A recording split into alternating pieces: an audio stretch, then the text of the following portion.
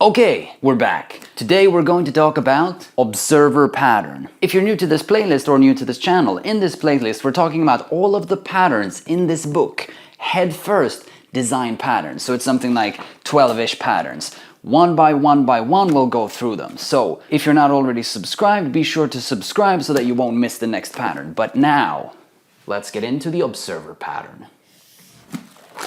So I'll read you the definition in just a moment, but before we get into that, let me just shortly mention kind of what the intent of this pattern is, what kind of problem we're trying to solve. So it's actually not that strange. What we're doing is that we're saying that imagine that you have two things, and one of these things changes state. First you have state 1, then you have state 2, then you have state 3, then you have state 4, etc, etc. Over time, it changes its internal state. Something in this changes. So in head first, and in the example that we'll look at, we'll talk about something like a weather station, right? So a weather station that measures weather data, and as soon as it does another measurement, the measurements may or may not have changed. So this thing changes state. Doesn't matter what it does, but generally it changes state.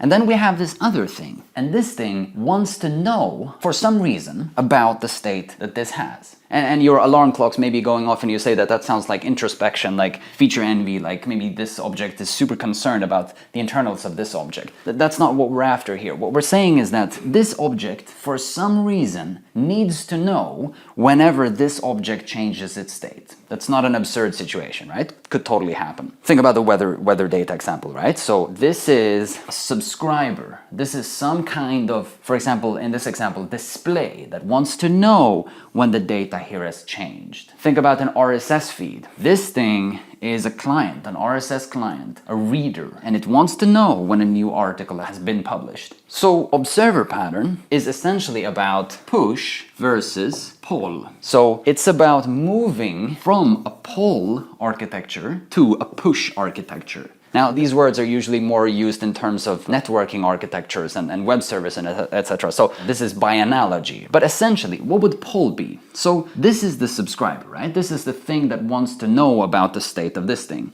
So what we could do is that we could just say, okay, let me just ask this thing, have you changed? Right? We say, okay, hey, object, have you changed your state? Right? Give me the data back. And then again, have you changed? And have you changed? And have you changed? And etc, etc, etc. It just keeps on asking and asking and asking. And you have to do that indefinitely because you don't know when the state of this thing will change, so you have to keep on asking. And then it's a question, okay, will you do this, every millisecond? Or will you ask every second? Or, I mean, if you ask every second, what if it changes after half a second? Then your update frequency is not small enough or not quick enough. And then if you scale this up, of course, this is absurd because now we're just talking about one object that's interested in the state of this other thing. But you could, of course, have tons and tons of objects that all want to be updated whenever the state of this thing changes. And then polling suddenly becomes absurd because then, okay, at the first millisecond, all of these things will say, have you changed, have you changed, have you changed, have you changed, have you changed, all of them. And then the next millisecond, all of them will do the same thing again, right? This is polling. We're polling for changes. We're asking, have you changed your state? Or it doesn't even have a question. I mean, when we're saying that, have you changed your state, it sounds like we're asking for a Boolean. It sounds like we're saying, have you changed? If you get true back, then we'll get the values. But if it could have just been, we ask for the values, get the values, and then update whatever we want to update here. But the point is, we're asking for the data before we know that we actually have new data, before we know that this guy actually has new data. So instead of that, observer pattern helps us move into pushing. We're saying, okay, all of this red stuff, all of these asking arrows, that's a bad idea. Let's go back, let's remove these and just remember that there could be multiple subscribers, but let's just go back to one. So asking is a bad idea. So instead, what we want to do is that this guy should be responsible for telling all of the subscribers when it has changed. So this undergoes changes for some reason, right? We said you have state 1, and then after some time you end up in state 2, and then you end up in state 3, and then you end up in state 4, etc. Whenever you move to one of these new states, it's this guy's responsibility to push, to say, hey, I have changed. You do whatever you want to do, but I have changed. That's one. And it's not pulling. We're not doing this over and over and over again. We just do it when you have a change. So you have a change, you push. You have a change, you push. Right? You push the notification of having changed. And the same thing goes for tons of these other ones. So you have lots of them. Whenever you have this change, you say, okay, push to all of them. I have changed, I have changed, I have changed. Doop, doop, doop, doop. Exclamation point to all of them. And in essence, this is the observer pattern. Then it's just the syntactics of how to actually build that. But now we're assuming that this guy has some knowledge about who these subscribers are, right? And that's kind of the essence of observer pattern. Somehow, before we can do this pushing, all of these guys need to register to this subject. They need to register to this observable. So these guys are observers, and this guy is an observable. Observable is being observed by observers. When the observable changes, the observers are notified. And in this book and in lots of programming languages, the observable is sometimes referred to as the subject. So if you read head first, they'll talk about this thing as the subject. But I think it's easy to get confused about what a subject is. So I think it makes a lot more sense to just think about it in terms of something that's observable, and then you have observers that observe the observable. Right? Something can be observed and others can observe. So that's the observer pattern in a nutshell. Let's now dig into the actual definition from the head first book. So they say, the observer pattern defines a one-to-many dependency between objects so that when one object changes state, all of its dependencies are notified and updated automatically. Let's look at what we've drawn and let's think about this. The observer pattern defines a one-to-many relationship. So what's a one-to-many relationship? A one-to-many relationship is when you have one thing that has a relationship with many other things. So you have one here and you have many here. On this side you have one, and on this side you have many. So that's why we're saying it's a one-to-many. Exactly as in entity relationship diagrams in relational databases. You have a one-to-one, one-to-many, or many-to-many. So this is a one-to-many relationship. And if you look at what we've drawn, except from the fact that it's very fuzzy and kind of sloppy, apologies, but what we've drawn is we've drawn a one-to-many relationship. You have one thing here on this side you have one, and on this side you have many. The one thing has a relationship with many other things, one-to-many. So that's what we're saying. The observer pattern defines a one-to-many dependency between objects, these are objects, so that when one object changes state, not just any object, in this context it's this object, when this object changes state, all of its dependents are notified and updated automatically. All of its dependents are updated and notified automatically. So again, this thing changes state and all of these guys are notified of the fact that this has changed state. And that's it. It's really not any more strange than that. Let's now dig into the UML diagram. So before we draw the UML diagram, I want you to be cautious of the fact that different programming languages have different default implementations of the observer pattern, and different people draw different diagrams because there are variations of observer patterns. If you Google observer pattern, for example, if you image Google, you'll see slight variations in the pattern. I guess we could deem all of these observer pattern, and these are flavors with advantages and disadvantages. So I'll draw the one that's in this book, and I'll try and talk about what the benefits of the approach that they are suggesting is, and then we'll look at a slight variation. Let's get into it. Alright, so what we've got is that we've got an I subject. And remember that when I say I in the beginning of the name, it's just to denote that it's an interface. This is by convention, it has no other meaning. The syntax they're using in the book is that they put this note here, interface, to say that it's an interface. But it's quicker for me to just say I subject to denote that what we're talking about here is an interface and not a class. But note here that, as I was saying before, the term they use is I subject. But again, for me it's confusing to remember whether the subject is the observer or the observable. So let's actually rename this from subject at once to I observable, right? This is the thing that can be observed. Step one. Step two, I observer. You have the thing that can be observed, and then you have the thing that can observe. Notice how we're drawing them in the same places. We had the observable here before, and we had all of the observers here before. The thing that can observe and the thing that can be observed. So this is the thing that undergoes equals changes, and this is the thing that's interested in the changes that happen. So notice in the definition, it said that the observer pattern defines a one-to-many dependency between objects, a one-to-many dependency. And this is the dependency we have to draw. We have to say that it's a one-to-many dependency between the observable and the observers. Now, just to be entirely clear, there's the aggregation and composition syntax in UML that supposedly can be used to denote a one-to-many relationship. And possibly it's that I haven't fully understood these, but the way I read it, it seems that there are conflicting opinions of how to interpret these. I'll make sure to dig to the bottom of that someday, and we'll talk about that in a specific video. But instead of digging into that thing, let's instead just say, I'll just use this star to denote that this is a one-to-many. It's not that an I observable has an I observer, it's that an I observable has zero to many I observers. So we could even be super clear by saying 0 ...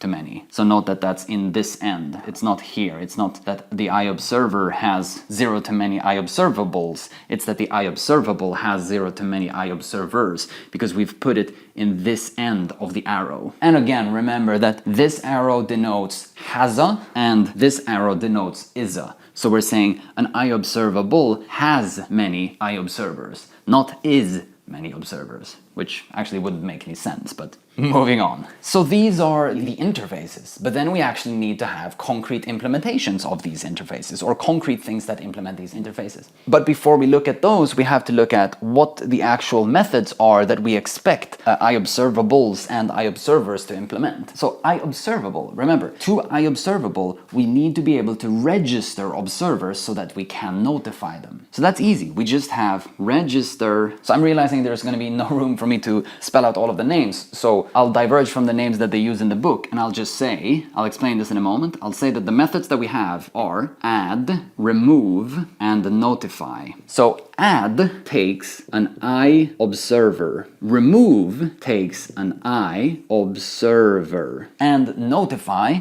takes no arguments. Now, what are these methods? So the thing is that I observable needs to be able to keep track of who wants to know when something changes.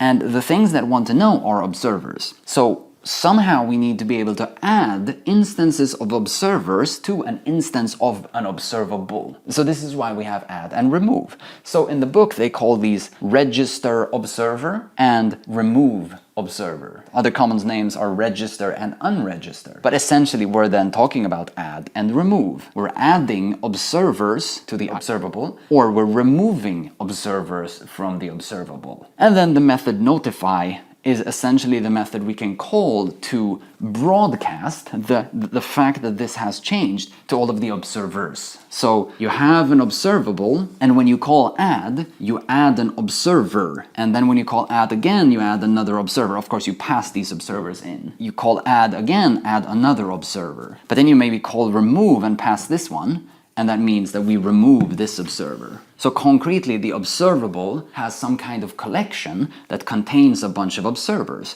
whether that is an array, so we have O1 and O2 and O3, etc., or whether it's a hash or a dictionary, it doesn't matter. That's an internal of an implementation of an observable. So this is why we have add and remove. We can add in observers and we can remove observers. And notify, again, is when we do the actual broadcasting. Okay, so these are the interfaces. Let's now talk about the actual implementations of these interfaces, or concretions that implement these interfaces. So we have a concrete observable and we have a concrete observer. What's the relationship here? Perhaps quite obviously, the concrete observer implements the I observer interface. The concrete observable implements the interface I observable. Concrete observer implements I observer. Concrete observable implements I observable. This is a concretion of this interface. This is a concretion of this interface. I'm now realizing I actually forgot to add the methods here. Before we get into this land, we should of course figure out what the methods are here. So let's do that first. And that's actually pretty simple. The contract is essentially a single thing. It's that an I observer should be able to respond to a call to the method update. In other words, the observable wants to notify all of the observers. And how does it do that? It does that by calling the method update. So you instantiate observers, you add them using the add method, And then whenever you call notify, whoever calls notify, the observable instance will then call update on all of the instances of the iObservers. Again, observable has a relationship with many observers. These register using the add method. We take this one and we say add, it's added. We take this one and we say add, it's added. Take this one and we say add and it's added. Then when we call notify, we'll notify all of these by calling update, update, update. And they, the concrete observers, will be responsible for whatever they want to do when update is called upon them. Let's move on. So because these are concretions and they implement the interface, we can just copy the signatures of the methods because of course they need to implement these methods. So the concrete observer needs to implement the update method. The concrete observable needs to implement add, remove, and notify. Pardon my crappy handwriting. Same thing as here. I've just sort of taken the signatures and copied them down here. But here we have concretions. Here we just state that this method needs to be implemented and needs to have this signature. This is the contract. And then here we actually need to implement these. But what does concrete observable also have? We'll dig into why this is. But the book suggests two methods. It suggests that you should have getState and setState. I'm going to ignore setState because setState they're essentially only using for this application to do anything sensible. I'm sort of just leaving that unsaid because I want to emphasize that the concrete observable would be concrete in your scenario and could do anything dependent on your scenario, right? So setState is just a placeholder for whatever your observable would do. If it's the collection of articles that we talked about before, maybe it's a method that's called save new article or add new article. Or if it's a chat room, for example, that's actually a good analogy. Observer pattern is very susceptible to chat rooms, or chat rooms are very susceptible to observer pattern, I should rather say. Observer pattern is a very suitable architecture for a chat system. So if you think about it, you have a chat room, right, which is an observable, and then you add in observers to the chat room, and then whenever somebody broadcasts a message, right, whenever somebody sends a message, an observer sends a message, a user sends a message, and they want to broadcast that to everyone, then maybe we save that here, as in we save a message, and then we call notify so that all of the clients that are connected to the chat system can get the latest message that has been broadcasted by one of the users. So this is why I'm saying setState is, again, kind of a placeholder. It totally depends on your scenario. And getState is actually the same thing, but I think we need it here in order to go full circle with this example. But essentially the dots here you can think of as that the concrete observable does two things. So single responsibility principle people, I'm aware that we're kind of potentially breaking single responsibility principle here, so we'll talk about that some other time. I need to do some thinking and come up with an alternative solution, but if you have an alternative solution, please do shoot that in the comments and we can discuss that. But you can think of it in terms of that the concrete observable actually does two things. It does whatever it usually does, right, which is all of the stuff that we put down here, the dot, the getState and all of that stuff. But then it also does this stuff, which is strictly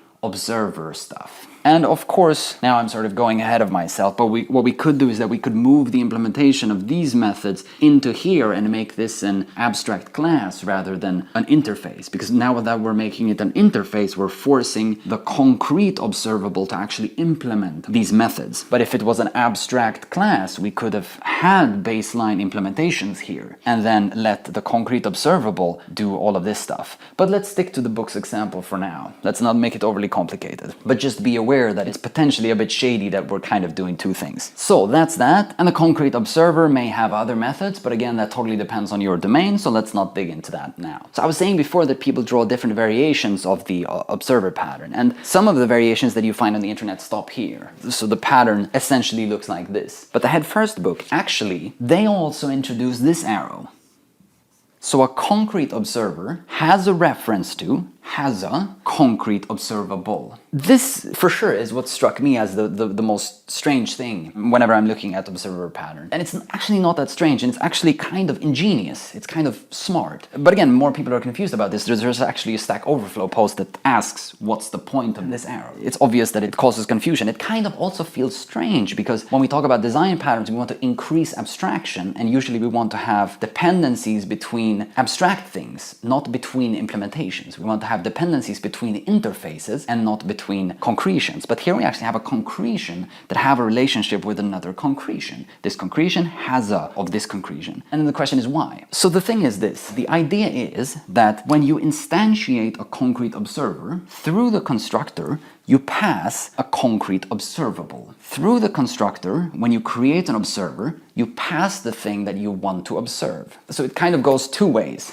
So the observer is passed into an observable via the add method. A concrete observer instance is added as somebody who's subscribing to changes, right? So somebody who's subscribing to changes on the concrete observable. But what we also do is that we take the observable and pass it into the concrete observer upon construction of the concrete observer. We'll look at this in code. But the point of this is that when we do that, that means that the concrete observer has a reference to the concrete observable that it's observing. And if it has that, when we then call update, we don't have to pass anything here in the update method. Because if you think about that, the update method, if it has no arguments, then we're just saying that you were interested in knowing when this thing changed, right? You said, register me as an observer, I want to be able to know when that thing changes. But if we're not passing anything here, how would you know what has changed? Or how would you know what to read? How would you get the information? You would just know, it's changed, but what has changed? Or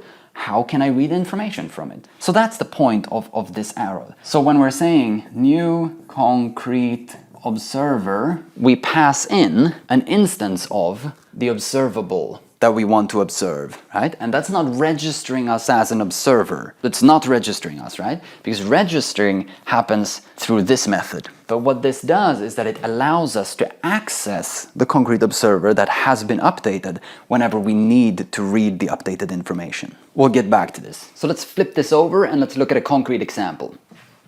So I actually think that the example from the Head First book is really good, so we'll just strictly look at that example, perhaps with some minor adaptations. Let me just also briefly remind you that I'm always putting links to the books that I'm talking about in the description. So if you get the book, please feel free to use the affiliate link that I put in the description, because then I get a kickback and that helps massively. Moving on, thank you very much. So let me start by quickly drawing back these two interfaces that we had. So we had iObservable and iObserver. And observer has the method update, and observable has the methods add, remove, and notify. Add takes an iObserver, and remove takes an iObserver, and notify takes no arguments. And that's it for the iObservable. Let's move to the concretions. Now, before we move to the concretions, we have to understand the scenario. So the scenario that they're talking about is that they're saying, hypothetically, let's say that you have some kind of weather station. And this weather station receives updates by sensors that they have in the... Let's actually say that. I mean, maybe it's a weather station that observes the weather. That's actually probably what it is, because they have temperature, humidity, and pressure. So something like that. You have a weather station, it has sensors, and it observes the environment, and through observing the environment, it updates its own state of its measurement. So its temperature and its humidity and etc. But let's keep it simple, so let's only talk about temperature. So essentially, we need to have a weather station here, but the weather station in some sense is just a thermometer. But in order to stay consistent with the example in the book, let's call it weather station. So you have this weather station, or actually, sorry, they call it weather data, but I'll call it weather station because I think it makes sense to think of it as the physical entity that collects data. So we have the weather station. But what do we want to do with this temperature data that we have in the weather station? Whenever it changes, we want to notify some other things. And what are these other things? These other things are displays. So that's not absurd. You could imagine. I mean, say that you have the measurement station that measures your temperature. Just think about the room that you're currently in. Just imagine that you have some kind of sensor somewhere, and that's the weather station. You have some sensor, but that sensor doesn't display anything, right? That just measures the temperature. Whenever the temperature changes, it pings, right? It sends a message to whoever you've registered as an observer. That might be your cell phone, for example, your smartphone. Could be a physical display that you have next to your desk or wherever you're watching this. Or a thing that you have in your window, or whatever. Essentially, the point is that you have a bunch of what the book calls displays. The display could be your cell phone or a physical display. Let's just think about these two, right? Let's think of the smartphone and the physical display. So these two displays are the observers. They want to observe the observable. and the observable is the weather station. So let's draw this up. We have the weather station, which essentially is the glorified thermometer. It's the sensor. And then you have a bunch of displays. There could be many, but we'll stick to the two. So we have the smartphone. Actually, let me just say phone to save space. So we have the phone display, and we have another one which is the physical display. Actually, a phone is physical as well, so that's kind of funny. Let's just say, I mean, this is silly, sorry, but let's just say window display. Perhaps we could have called it LCD display or something essentially that you stick to the window, right? So it's not a smart device like this is. This maybe has a lot of other functions, this doesn't. I mean, this is just metaphorically, so it doesn't matter. We have these two displays. So let's figure out the relationships now. The weather station, as we were saying before, is a observable, or because it's an interface, implements the iObservable interface. The weather station is an iObservable. The phone display and the window display implement the observer interface. They are observers. They register to the observable weather station, and when the weather station changes, these displays get notified. So that means that if weather station implements the iObservable, we need to add the add method, the remove method, and the notify method. Notify doesn't take arguments, remove takes an iObserver, and add takes an iObserver. Pardon my sloppy handwriting. Whatever, and that's the weather station. The phone display and the window display implements the interface iObserver, so that means that they need to have the update method. Update takes no arguments. Update takes no arguments. And that's it. But recall from the example that we had on the other side of the board that when we talked about the concrete observable, we talked about the method called getState. Somehow, these guys need to be able to inspect the state of the weather station, of the observable, to see what its current state is. And here we actually, that's why I was saying it's a placeholder, because it's a concrete weather station. It makes no sense to say get data. If we're interested in temperature, we could just say get temperature. So that's a method on the weather station. So in other words, whoever has access to an instance of a weather station can ask the weather station what its temperature is. It's a thermometer, it's a sensor, and you can ask the sensor, what's your latest reading for the temperature right now? Makes sense. And again, then they have some more cruft, but we'll skip that. And of course, what we forgot is that the observable needs to has a observer. And this is 0 to many. An observable has 0 to many observers. You can have many observers observing the observable. And while this isn't really necessary to show the sort of structure of the pattern, what they put in this example is another interface, and that actually makes a lot of sense if you want to make the program actually do anything useful. So what they have is that they have an interface called iDisplay, and essentially these two displays implement the iDisplay interface. Sorry for the jumping arrow here.